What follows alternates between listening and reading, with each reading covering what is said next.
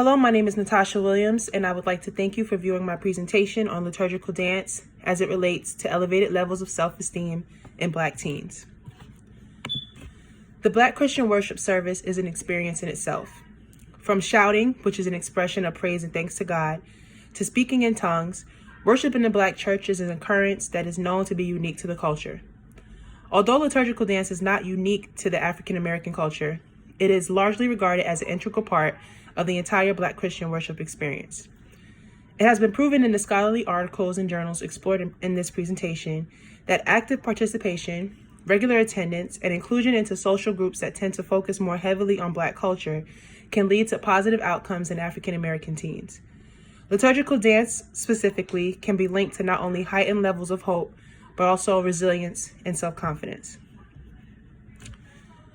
The subject of this study was seemingly hesitant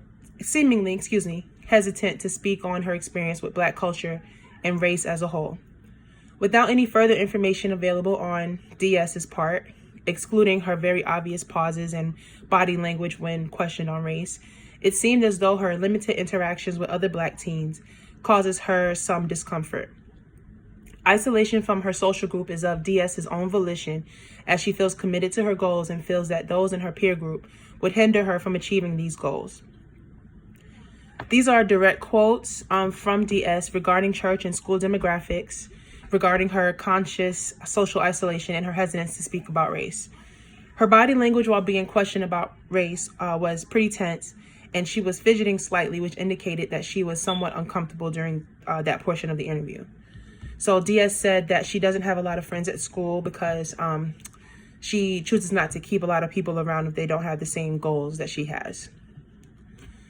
The focus of my research study is on Black children and how liturgical dance affects their self-esteem.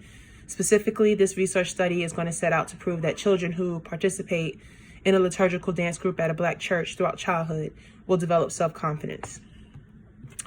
The study is a qualitative single case study. The subject of the interview, was already referred to as DS.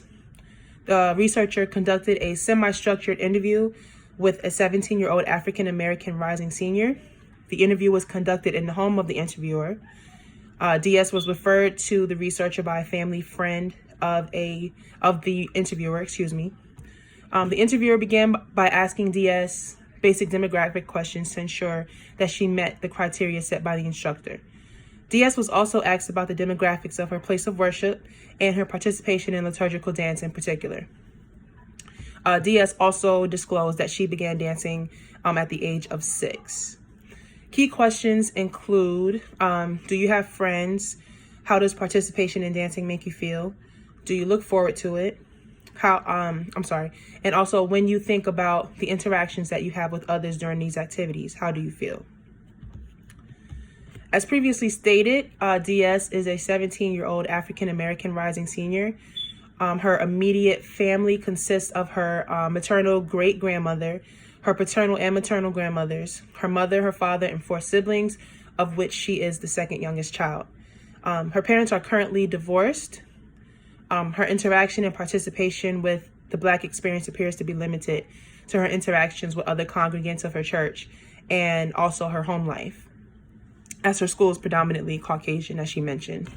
When questioned about her attendance in church, her participation in church, and her personal views on her own confidence and self-esteem, her answers were consistent with the proposed hypothesis in that she expressed a generally positive view of herself. This idea is supported by the answers provided when asked about her participation in dance. She basically said that dancing makes her feel that she's always dancing, no matter where she is, no matter where she goes, no matter who she's around. She says that dancing comes natural to her, and that is something that she enjoys doing because she feels that it allows her to be more of a role model to not only the younger people in church, but the older people as well. She stated that she was nervous when she began, but after she's been, doing it for some time, since she started at the age of 6, it's like, it comes naturally to her, basically. Subject did not disclose a lot of information about her experience and views on Black culture. However, her answers were consistent with the proposed hypothesis. Specifically, the researchers Tresnewski, Donnellan, Moffat, Robbins, Poulton, and Caspi found that adolescents with low levels of self-esteem and self-confidence continue experiencing feelings of loneliness, exclusion in a social group, and poor chances of economic success in adulthood.